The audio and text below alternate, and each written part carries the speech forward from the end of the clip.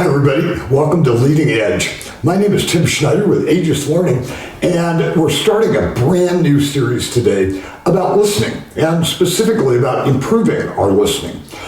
Before we get into that, I want to say a special thank you to all the feedback and great comments we got about the recently concluded series about superpowers. That was a fun series to do, and it was a fun series to collaborate with. So now let's talk about listening. So listening is different from hearing. Hearing is a biomechanical process of gathering audible data, sounds, words, all those things, while listening is taking that data that we gather and turning it into useful information for us. Some of that information we use live time, some of it we store for later.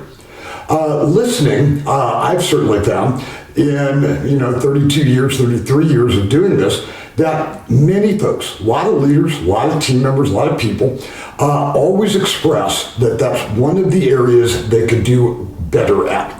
That and managing their tone. Those tend to be the two big things. And I'll tell you that no matter how hard you work at it, it'll probably always be a work in progress for you. So there really is no kind of end point for it.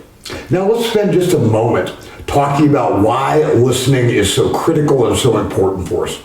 Listening, let's first talk about the relational piece. Listening allows us to gather information about other people. If we're really focused on what people are saying, they give us information about themselves. And from that, we can follow up and begin the process of developing rapport. Even on deeper relationship building, you can use good listening to develop kind of follow-up and, ask about certain things later. But unless you're listening, the questions you ask don't really matter and don't matter at all.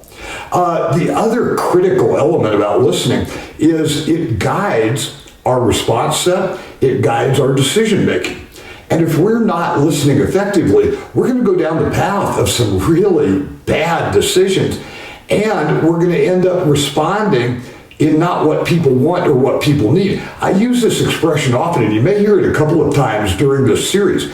You end up answering a question that someone did not ask. The other criticality of good listening is built around respect.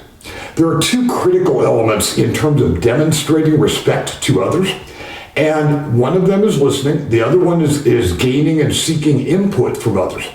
But if we fail to listen and fail to prioritize listening, that is incredibly disrespectful. And people know it, man. They know it when you're not listening.